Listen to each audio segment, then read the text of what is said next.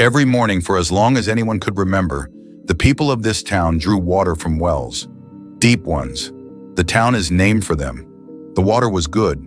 The wells were old. Nobody thought about it. Nobody knew that every bucket, every morning, dropped 55 meters straight through the middle of a city. 20,000 people could have lived down there. In 1950, no one left alive knew how far down it went.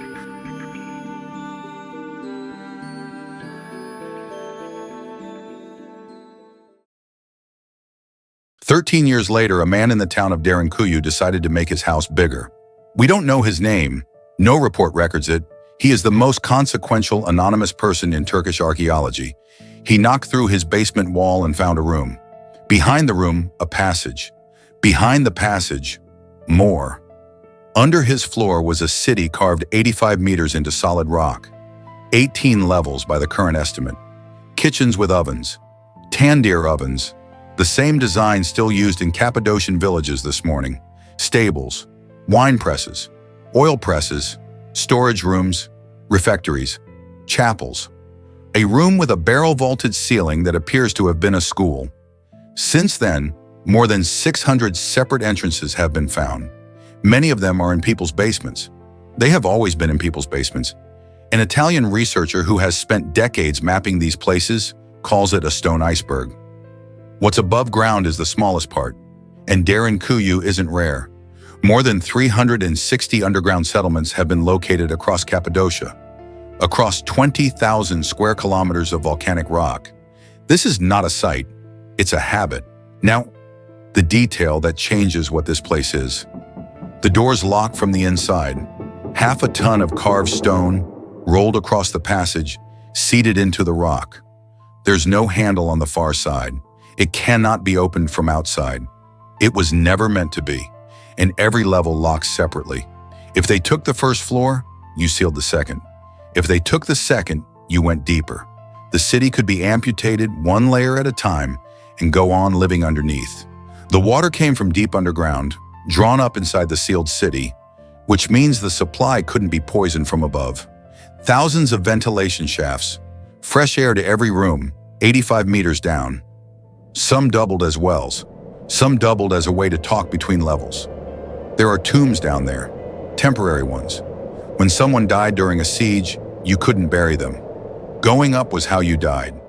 So the dead waited underground until it was safe to take them to the surface. Think about what that means. Somebody planned for that. Somebody sat down and thought, we will be down here long enough that people will die, and we will need somewhere to put them until this ends. This is not a home. This is not a shelter from bad weather.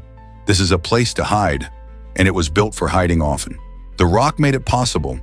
Cappadocia sits on volcanic tuff, compressed ash, soft enough to carve with hand tools, stable enough to hold an 85-meter void without a single support beam. The Greeks who lived here noticed. Malakos, soft. They called the place Malakopia, the town of soft stone. Around 370 BC, the Greek soldier and writer Xenophon marched an army through this region and wrote down what he saw. He described houses that were underground, openings at the surface like the mouth of a well, wide out below. Ramps tunneled down for the animals. The people climbed down by ladder. Goats, sheep, cattle, all of them living down there, fed down there. That's 2,400 years ago. And he wasn't describing a discovery. He was describing normal life. So who dug it? Here is the honest answer. We do not know. Some argue the Hittites 4,000 years ago. Some argue the Phrygians in the 8th or 7th century BC. Some argue the early Christians much later. What's clear is that it was still being enlarged in the Byzantine era during the Arab-Byzantine Wars of 780 to 1180 AD, when local Christians went underground to survive raiding armies. That's probably when it came closest to holding 20,000 people. It's not one civilization city, it's a city that dozens of generations kept digging because the reason to dig never went away. In the 1980s, a Swiss writer named Erich von Däniken came to Derinkuyu. You've absorbed his ideas whether or not you know his name. His book, Chariots of the Gods, launched the entire ancient astronaut industry. The argument that ancient people couldn't have built what they built, so someone else must have. He walked these tunnels.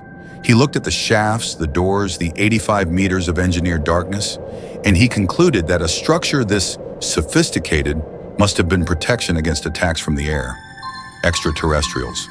He was standing inside a building whose builders' grandchildren were alive at that exact moment and could have told him. They were about 600 miles away, in Greece. And that is the actual story of Derinkuyu, not who built it, why we forgot.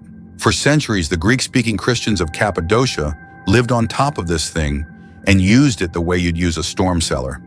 They had a word for these places, Cappadocia refuges. When the Seljuks came in the 11th century, they went down. When Timur came in the 14th, they went down. They were still doing it in living memory. A Cambridge linguist working in the region recorded that in 1909, when news arrived of the massacres at Adana, much of the population of a nearby town went into the underground chambers, and for several nights would not sleep above ground. 1909. Not ancient history, grandparents. Then in 1923 it ended. Under the population exchange between Greece and Turkey, the Christian inhabitants of this region were compelled to leave. Whole communities put on the road, then on boats, sent to a country most of them had never seen, and whose language many barely spoke. They took everything they could carry, and they took the map. Not a map on paper, a map in their heads. Which stone rolls? Which shaft breathes? Which passage runs 8 kilometers east to the next city? The knowledge didn't erode, it didn't decay over centuries. It walked out of Cappadocia in a single year, in the heads of the people who were made to go. New families moved into the houses above. They had no reason to think anything was under the floor. And every morning, for 40 years, they lowered a bucket down a well and pulled up cold, clean water. And the rope went down through room after room after room in the dark, and nobody knew. Until a man picked up a sledgehammer and the wall came down and the air moved. Today you can walk 8 of the levels, around a 10th of it. The rest is still sealed. 600 entrances have been found so far, and the archaeologists mapping Cappadocia are clear that they haven't finished counting. Not the entrances and not the cities. 360 settlements located, 6 excavated. Somewhere under Anatolia, right now there are rooms with the lamps still in the niches and the doors still rolled shut from the inside. They were sealed by people who fully expected to come back. Nobody did. Cappadocia is still there. The balloons go up every morning. The tourists go down every day. You can stand in the carved rooms. You can put your hand on the stone doors.